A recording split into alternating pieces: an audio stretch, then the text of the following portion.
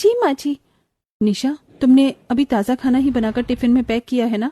हाँ जेठानी जी, मैंने अभी ही बनाया है सारा खाना। काजल बहू, हमने रसोई में जो मोबाइल में वीडियो रिकॉर्डिंग ऑन करके रखा है, जरा वो मोबाइल लेकर आना। अभी पता चल जाएगा कि निशा बहू ने खाना अभी बनाया है या रात का बना खाना ही टिफिन में पैक करके दे दिया। यह सुनकर निशा के पैरों तले जमीन खिसक जाती है।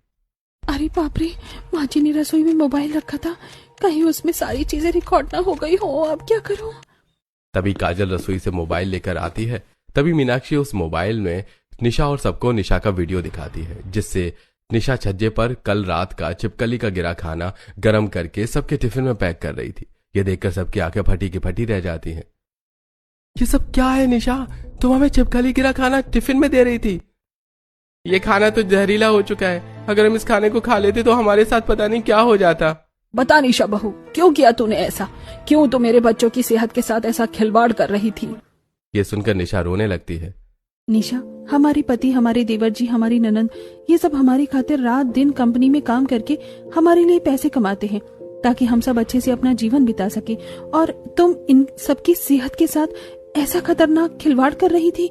क्यों निशा? मुझे माफ कर दीजिए, मुझसे सवेरे जल्दी उठने की आदत नहीं है, इसलिए मैं रोज रात को ही सबके लिए टिफिन का खाना बना देती थी। मुझे माफ कर दीजिए। माफी नहीं, तुम्हें सजा मिलेगी निशा, और तुम्हारी सजा यह है कि आज से तुम्हारा इस घर से कोई रिश्ता नहीं है। इसी समय इस घर से निकल जाओ और जीवन में कभी यहाँ कदम मत रखना। ये सुनकर निशा के होश उड़ जाते हैं और वो रमेश के कदमों में गिर जाती है। ऐसा मत कहिए रमेश जी, मेरा जीवन बर्बाद हो जाएगा। मैं वचन देती हूँ कि मैं आज के बाद ऐसा कभी नहीं करूँगी। तुम्हारा जीवन बर्बाद हो जाएगा, इस बात की तुम्हें चिंता है, और अगर हमें कुछ हो जाता तो? मैं कसम खाकर कहती हूँ कि मैं आज के बाद ऐसा कभी नहीं करूँगी। निशा सबसे रो रो कर और हाथ जोड़कर माफी मांगती है। माँ जी, देवर जी, हमें निशा को माफ कर देना चाहिए, इसे इसकी गलती का एहसास हो चुका है। ठीक है भाभी, आपके कहने पर मैं इसे माफ कर रहा हूँ, पर निशा आज से हम सबके लिए टिफिन नहीं बनाएगी।